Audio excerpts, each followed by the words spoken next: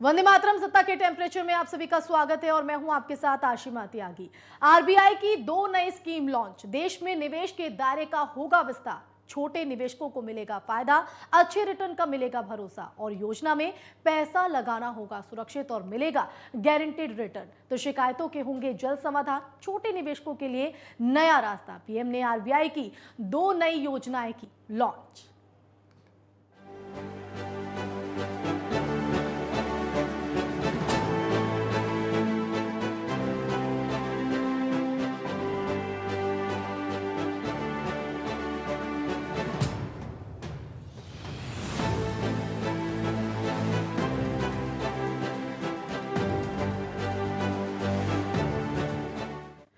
प्रधानमंत्री नरेंद्र मोदी ने reserve bank की 2 ऐसी योजनाओं की शुरुआत की है जिनका आम आदमी को काफी फायदा होगा। ये योजनाएं सरकारी प्रतिभूतियों में आम आदमी के निवेश को आसान बनाने और बैंकों के बारे में शिकायत समाधान प्रक्रिया को आसान बनाने के बारे में। प्रधानमंत्री नरेंद्र मोदी ने आरबीआई की 2 नई योजनाओं को लॉन्च किया है। ये आरबीआई रिटेल डायरेक्ट स्कीम और रिजर्व बैंक की एकीकृत लोकपाल योजना है। देश में आम लोगों को निवेश का एक सुरक्षित और आसान जरिया मिलेगा। लॉन्च के मौके पर पीएम मोदी ने कहा कि इस महामारी के दौरान आरबीआई ने बहुत प्रशंसनीय काम किया है। उन्होंने कहा कि ये समय देश के विकास में बहुत अहम भूमिका रखता है। साथ ही कहा कि इसमें आरबीआई की भूमिका भी अहम है और उन्हें पूरी उम्मीद है कि आरबीआई इस पर खरा उतरेगी। प्रधानमंत्री ने कहा कि आरबीआई ने सामान्य लोगों की सुविधा को बढ़ाने के लिए उन्हें ध्यान में रखते हुए लगातार अनेक कदम उठाए हैं। देश के वित्त मंत्रालय ने आरबीआई और अन्य वित्तीय संस्थाओं ने बहुत प्रशंसनीय काम किया है। अमृत महोत्सव का ये कालखंड 21वीं सदी का ये महत्वपूर्ण दशक देश के विकास के लिए बहुत महत्व रखता है। ऐसे में आरबीआई की भी भूमिका बहुत बड़ी है, बहुत महत्वपूर्ण है। वहीं अगर स्कीमों की बात करें तो आरबीआई रिटेल डायरेक्ट स्कीम के तहत रिटेल निवेशक सरकारी सिक्योरिटीज में पैसा लगा सकेंगे। इससे उन्हें भारत सरकार और राज्य सरकारों की तरफ से जारी सिक्योरिटीज में सीधे निवेश करने का एक नया जरिया मिलेगा। इस स्कीम के तहत निवेशक आरबीआई के साथ आसानी से सरकारी सिक्योरिटीज अकाउंट को ऑनलाइन मुफ्त में खोल सकते हैं। रिजर्व बैंक की एकीकृत लोकपाल योजना के द्वारा देश में लोगों की बैंकों की शिकायतों के बारे में समाधान प्रक्रिया में और सुधार करवाने की कोशिश की जाएगी। इसके पीछे सोच ये है कि आम लोगों की शिकायतों का समाधान जल्द और आसान तरीके से हो सके। इस स्कीम की थीम एक देश एक लोकपाल बनाई गई है। इसके तहत ग्राहक अपनी शिकायत एक ही पोर्टल, एक ईमेल और एक पते पर कर सकेंगे। प्रधानमंत्री ने कहा है कि इस योजनाओं से निवेश के दायरे का विस्तार होगा, कैपिटल मार्केट को एक्सेस करना और आसान और सुरक्षित बनेगा। इससे सरकारी सिक्योरिटीज में निवेश का सरल और सुरक्षित जरिया भी मिल गया है। Desk report, network 10। तो पीएम मोदी ने एक बड़ी सौगात आमजन को दी है जिससे सीधा फायदा आमजन को ही होगा। लेकिन अब ये समझने की कोशिश करेंगे कि आरबीआई की जो 2 योजनाएं लॉन्च की गई हैं उससे सीधा फायदा आमजन को कैसे होगा और भारत में निवेश को लेकर जो विस्तार की बात कही जा रही है उसे किस तरह से आगे बढ़ाया जाएगा। यही समझने की कोशिश करेंगे। आज सत्ता के टेम्परेचर में 2 खास मेहमान हमारे साथ जुड़ गए हैं। अर्थशास्त्री आकाश जिंदल जी, वरिष्ठ पत्रकार राहुल लाल जी, आप दोनों का ही बहुत बहुत स्वागत है इस चर्चा में शामिल होने के लिए। धन्यवाद। बिल्कुल आकाश जी, आप ही से शुरुआत कर लेते हैं क्योंकि जिस तरह से एक बड़ी सौगात यहां पर दी गई है, आम जन को राहत दी गई है पीएम मोदी की तरफ से। आरबीआई की जिस तरह से 2 योजनाएं लॉन्च हुई है जिसका सीधा फायदा आम जन को होता नजर आ रहा है, ये आपसे समझना चाहेंगे आसान शब्दों में कि ताकि हमारे दर्शक भी समझ पाए कि कैसे वो इन 2 योजनाओं का लाभ उठा सकते हैं। पहली स्कीम है डायरेक्ट यानी कि direct access government securities. Government security दर्शकों के लिए आसान कर दूं, किसी ने गवर्नमेंट के डेट में G-Secs जिसे आम भाषा में कहा जाता है, जैसे टी बिल्स हो, गवर्नमेंट बॉन्ड पे पैसा लगाना है, चाहे वो सेंट्रल गवर्नमेंट के हो चाहे वो स्टेट गवर्नमेंट के, उसके लिए प्रोसीजर बहुत इजी कर दिया गया है। यानी रिटेल इन्वेस्टर के लिए अब एक बहुत इजी वे आउट है गवर्नमेंट सिक्योरिटीज में पैसा लगाना। देखिए, अभी तक गवर्नमेंट सिक्योरिटीज में पैसा लगाना रिटेल इन्वेस्टर पसंद इसलिए करता है क्योंकि वहां रिस्क ऑलमोस्ट जीरो होता है। इसमें सेंट्रल गवर्नमेंट की भी सिक्योरिटीज होगी, स्टेट गवर्नमेंट की भी होगी। अब वो प्राइवेट किसी कंपनी में लगाता है तो वहां कुछ ना कुछ रिस्क भी हो सकता है। तो यहाँ गवर्नमेंट सिक्योरिटीज, गवर्नमेंट बॉन्ड्स, ई बिल्स में वो पैसा लगा सकता है एक ऐसे पोर्टल के थ्रू जहां फ्री ऑफ कॉस्ट उसका रजिस्ट्रेशन होगा और बड़ा इजी एक्सेस उसे मिल जाएगा। और इससे क्या होगा, देखिए ये एक स्टेप फॉरवर्ड है, टेक्नोलॉजी अब्जॉर्प्शन है, बाहर के देशों में ऑलरेडी ये सुविधा है। इससे जो गवर्नमेंट सिक्योरिटीज की मार्केट है उसको भी डेप्थ मिलेगी और आम इन्वेस्टर, रिटेल इन्वेस्टर, छोटा इन्वेस्टर जिसके पास लिमिटेड साधन है उसको डायरेक्टली टेक्नोलॉजी के थ्रू एक्सेस मिल जाएगा G-SEX में। अब जाहिर सी बात है, जब आदमी गवर्नमेंट ऑफ इंडिया का इशू किया हुआ बॉन्ड में लगा रहा है तो वहां उसे ये तसल्ली है कि हाँ मेरा पैसा सेफ है, सिक्योर्ड है। एक डाइवर्सिफिकेशन बहुत अच्छी मिलती है। आज किसी ने डेट में पैसा लगाना है तो उसके पास ऑप्शन क्या थी? बैंक एफडी, बॉन्ड्स, डिवेंचर्स, लेकिन साथ ही साथ एक गवर्नमेंट सिक्योरिटी में पैसा लगाने का एक डायरेक्ट एक्सेस आपको खुल गया है। इसे मैं मानूंगा कि ये टेक्नोलॉजी का यूज करके बैंकिंग सर्विसेज को, G-SEX को आम आदमी तक पहुंचाया जा रहा है। Financial inclusion, this is the step towards financial inclusion. मेरे हिसाब से बहुत वेलकम चीज है और बहुत इजी प्रोसेस इसमें रखा गया है। इससे आम आदमी डायरेक्टली इससे जुड़ सकता है और उनका बेनिफिट उठा सकता है, चाहे वो व्यक्ति असम में बैठा हो, चाहे केरला में बैठा हो, चाहे राजस्थान में हो। ऑनलाइन बॉन्ड्स की परचेजिंग होगी प्राइमरी मार्केट में, सेकेंडरी मार्केट। प्राइमरी और सेकेंडरी मार्केट का फर्क दर्शकों को समझा दूं। इनिशियल इशू जब होता है किसी सिक्योरिटी का, वो प्राइमरी मार्केट होती है। उसके बाद जब उसकी रीपरचेज, ट्रेडिंग होती है आपस में, 2000 सेकेंडरी मार्केट ट्रांजेक्शन। ठीक है आकाश जी, मैं आऊंगी आपके पास और पूरी स्थिति को आपसे ही समझने की कोशिश करेंगे, क्योंकि जिस तरह से छोटे निवेशक कहीं ना कहीं सरकार की तरफ आंखें बाहे बैठे थे, इंतजार उनका था, वो इंतजार क्या खत्म होते हुए इन योजनाओं के तहत। लेकिन राहुल राजी भी हमारे साथ जुड़े हुए हैं। राहुल जी, आप किस तरह से देखते हैं इस बड़े कदम को, आरबीआई की 2 योजनाओं को? देखिए ये काफी महत्वपूर्ण कदम है। अगर हम लोग देखें तो आरबीआई ने इसकी घोषणा फरवरी 2021 में ही की थी और अगर इसको दूसरे देशों से तुलना करें तो भारत इस श्रेणी में कम से कम तीसरा देश हो गया है जहां पे कि हमारे रिटेल इन्वेस्टर्स जो है कि वो सरकारी प्रतिभूति में सीधे सीधे निवेश कर सकेंगे। तो पहला देश इसमें अमेरिका का आता है, फिर दूसरा देश इसमें आसिमा जी ब्राजील का आता है, और थर्ड नंबर पे हम लोग भारत आ रहे हैं इस मामले के ऊपर। क्योंकि हम लोग अगर देखें भारत के स्थितियों को या भारत की परिस्थितियों को अगर समझते हैं हम लोग, तो देखते हैं कि भारत में क्या है कि बहुत सारे लोग जो है कि बचत करते भी हैं, निवेश करना चाहते हैं सही जगह पे, लेकिन वो सही जगह पे निवेश नहीं कर पाते और अलग अलग जगह पे जो है कि वो या तो फिर खतरों के शिकार हो जाते हैं या निवेश की सही समझ ना होने के कारण जो है कि वो गलत जगह चले जाते हैं। तो यहाँ पे जिंदल जी ने सही कहा कि सरकारी प्रतिभूतियों में जब आप निवेश करते हैं तो यहाँ पे रिस्क फैक्टर बिल्कुल वो कम होता है, काफी कम होता है। तो सबसे महत्वपूर्ण चीज जिसके तरफ मैं ध्यान दिलाऊंगा कि कहीं कहीं 2018 से ही अगर हम लोग देखें, बैंकों में जो बचत हो रही थी, हमारी बचत प्रणाली जो है कि वो लगातार जो है कि घट रही थी, सामान्य जनता बचत कम कर रही थी क्योंकि उनको सुरक्षित निवेश के रास्ते नहीं मिल रहे थे। 2 घटनाएं घट रही थी, एक तो उनका जो है कि आय भी घट रहा था और जिनके आय थे भी तो वो सुरक्षित सेफ जो है कि जगह निवेश का नहीं ढूंढ पा रहे थे। रिटेल के लोगों को वो सुविधाएं उपलब्ध नहीं थी। लेकिन इस आज के जो प्रथम योजना है जो जहां पे कि डायरेक्ट रिटेल स्कीम जो लाया गया है आरबीआई के अंतर्गत, उसके अंतर्गत सभी आराम से जाके जो है कि उसमें सीधे सीधे केंद्र सरकार के प्रतिभूतियों में या फिर राज्य सरकार के प्रतिभूतियों में सीधे सीधे निवेश कर सकेंगे। तो यह कहूंगा कि जो बॉन्ड्स मार्केट है भारत का, उसका काफी तेजी से विस्तार होगा। इससे बचत से करने की लोगों में आदत लगेगी। क्योंकि देखिए, और इससे सरकार को क्या लाभ होगा, इससे एक तरह से निवेश में काफी वृद्धि होगी। जो रिटेल सेक्टर में जो छोटे निवेशक थे, उनके निवेश का लाभ जो है कि वो सरकार नहीं ले पा रही थी। तो आसिमा जी, मैं इसको कहूंगा ये विन विन सिचुएशन है, यानी जनता के लिए भी अच्छे सिचुएशन है, सरकार के लिए भी अच्छी सिचुएशन है। और ये आसान इसलिए भी हो जाता है क्योंकि अकाउंट खुलवाने को लेकर पहले चार्ज यहाँ पर लगता था, उसको भी कहीं ना कहीं अब फ्री यहाँ पर कर दिया है। लेकिन इसी के साथ जिस तरह से हम अर्थव्यवस्था को लेकर सुनते आ रहे थे, विपक्ष भी हल्ला बोल रहा था, क्या अब माना जाए कि इन कदमों के जरिए केंद्र सरकार की तरफ से आर्थिक क्षेत्र में तेजी लाने की कोशिश हो रही है, वो भी तब खासतौर पर जब कि अर्थव्यवस्था संभलती दिख रही है?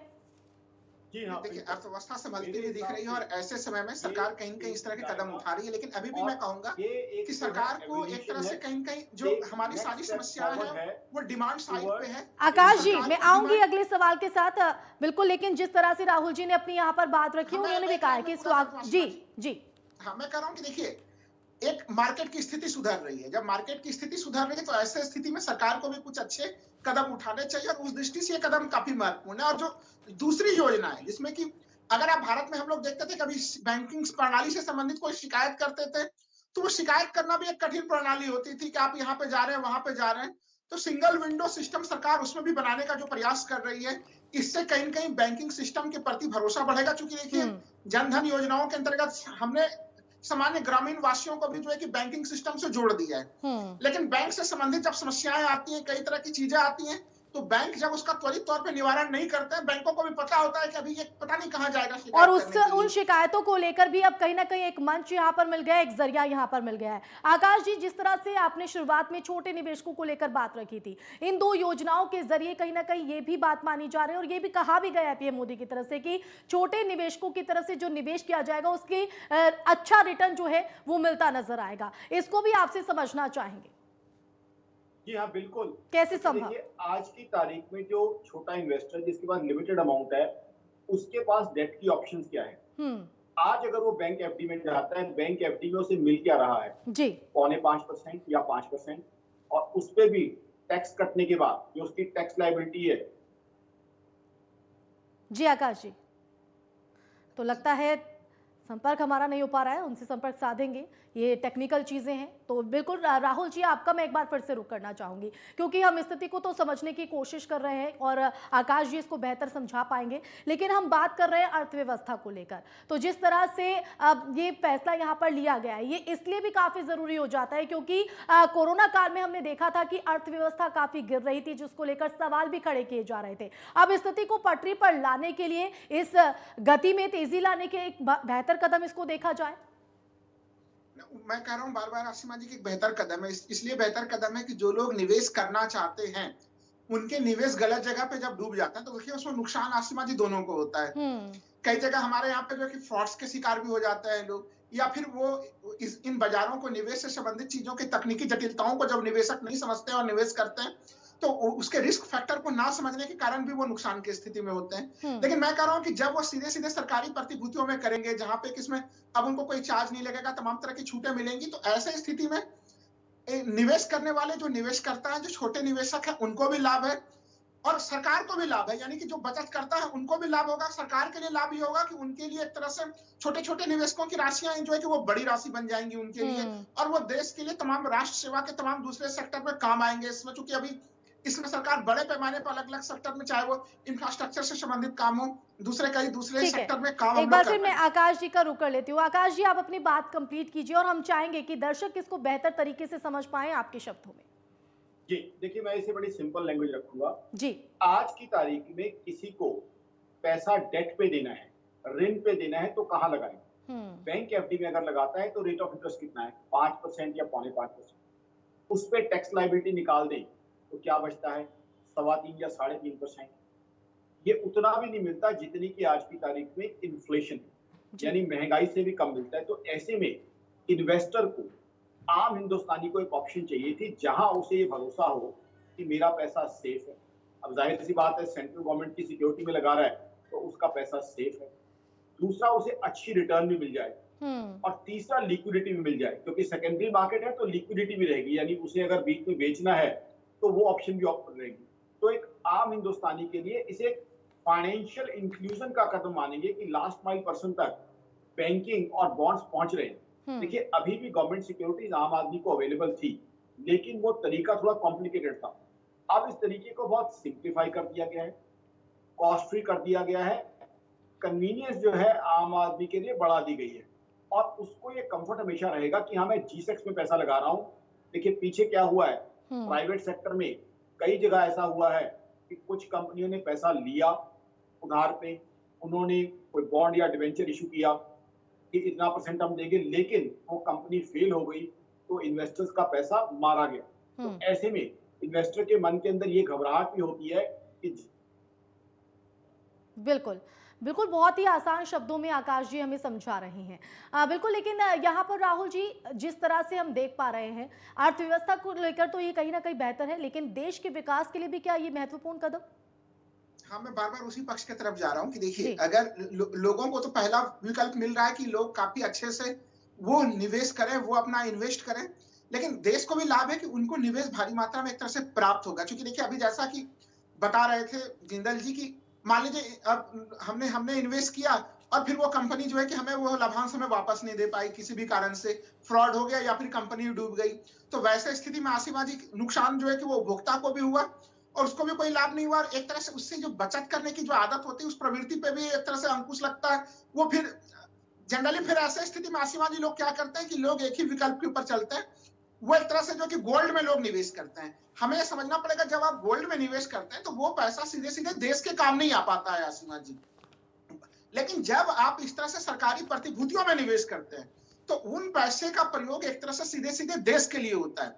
तो आप ये चीजें जो है कि लोगों को मोटिवेट करेंगी कि वो गोल्ड जैसी चीजों को छोड़ के सीधे सीधे जो है कि इसके मामले में वो यहाँ पे सरकारी प्रतिभूतियों में वो निवेश करें लोग, और लोगों के बचत की प्रवृत्ति बढ़ेगी। क्योंकि जब लोग कई बार धक्के खा जाते हैं तो फिर उनकी या तो कई बार बचत की प्रवृत्तियां भी हतोत्साहित हो जाती है।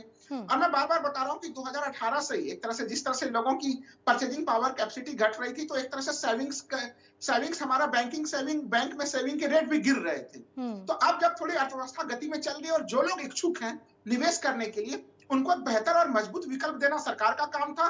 तो ये इसलिए मैं कह रहा हूं कि उपभोक्ता का भी जीत है, सरकार को भी लाभ है कि सरकारी प्रतिभूतियों में जब भारी निवेश होगा तो सरकार के पास भी एक तरह से पूंजी होगी। तो दूसरी चीज की समझना पड़ेगा कि यहाँ पे सीधे सीधे आपको कंट्रोल कौन कर रहा है, यहाँ पे आप सीधे सीधे आरबीआई के कंट्रोल में। तो आरबीआई के कंट्रोल से एक तरह से लोगों के हौसले की में भी वृद्धि होती है कि आपके पास और किसी का इंटरफेयर नहीं है, आरबीआई का सीधा सीधा आप उसके इंटरफेयर में काम चल रहा है।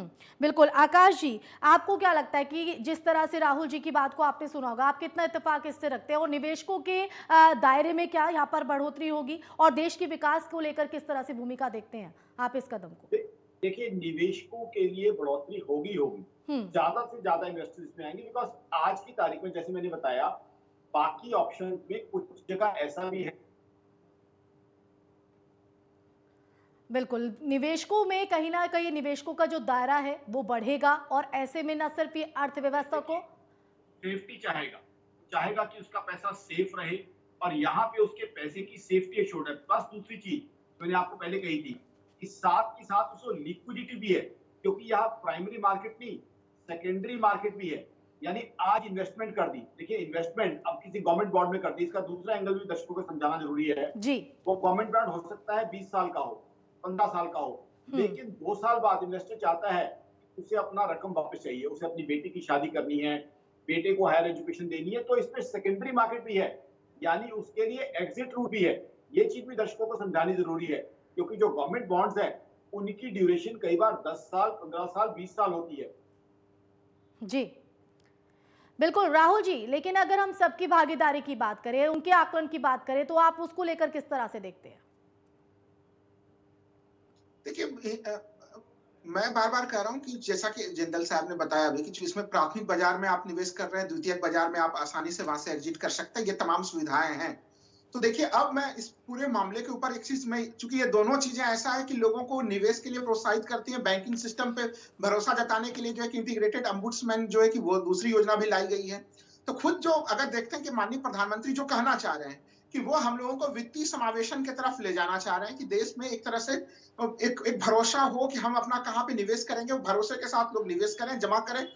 और एक चीज जो सबसे बड़ा चीज है इस समय कि सरकार को भी पूंजी की आवश्यकता है, सरकार को भी निवेश की भारी आवश्यकता है। तो जनता को भी, चूंकि जैसा कि हम लोग देख रहे हैं कि दूसरे सारे विकल्प जो है उसमें जो है कि रिटर्न रेट काफी कम हो रहा है, तो इसमें लोगों को रिटर्न रेट भी मिलेगा, क्योंकि तमाम जगह पे जो है कि ब्याज दर अभी काफी निचले स्तर पे चल रहा है। तो जिंदल साहब की उस बात से मैं पूर्णतः सहमत हूँ। जब सब जगह ब्याज दर निचले स्तर पे चल रहा था तभी लोग जो है कि आप देख रहे थे कि गोल्ड के तरफ लोग जो है कि वो आकर्षित हो रहे थे, उस तरफ लोग जा रहे थे, तो उधर लोग नहीं जाएंगे। साथ ही साथ मैं सरकार को ये चीज कहूंगा कि देखिए, लोगों में सेविंग्स की जरूर जो है कि इससे प्रवृत्तियां बढ़ेंगी, तमाम चीजें बढ़ेंगी, लेकिन सरकार को अभी भी मैं कहूंगा कि डिमांड की तरफ सरकार थोड़ा सा और ज्यादा फोकस करेगी। पूरे अर्थव्यवस्था में जैसे गति आएगी तो उससे लोगों की इनकम में वृद्धि होगी और लोगों में सेविंग्स की और ज्यादा, फिर उनके पास और ऑप्शन होंगे, क्योंकि वो सामान्य खर्चे के बाद और ज्यादा ये सेविंग निकाल के वो जमा कर सकेंगे। तो हमें अर्थव्यवस्था को गति देने के लिए ये एक बड़ा कदम है, लेकिन इसके साथ ही साथ आसिमा जी कई और बड़े कदम भी सरकार को उठाने चाहिए। बिल्कुल, और राहुल जी इसी पर मैं आना चाहती थी और इसी से जुड़ा एक अगला सवाल यहाँ पर था और आकाश जी से भी मैं इसका जवाब लेना चाहती थी, लेकिन तकनीकी खराबी के चलते उनसे हम बात नहीं कर पा रहे। लेकिन आपसे भी समझने की कोशिश करेंगे कि बैंकिंग भूमिका में अगर देखा जाए तो और सुधार किया जा सकता है, और अगर आपकी नजर में और आपके नजरिए से समझने की कोशिश करें तो क्या सुझाव देना चाहेंगे आप इस बारे में?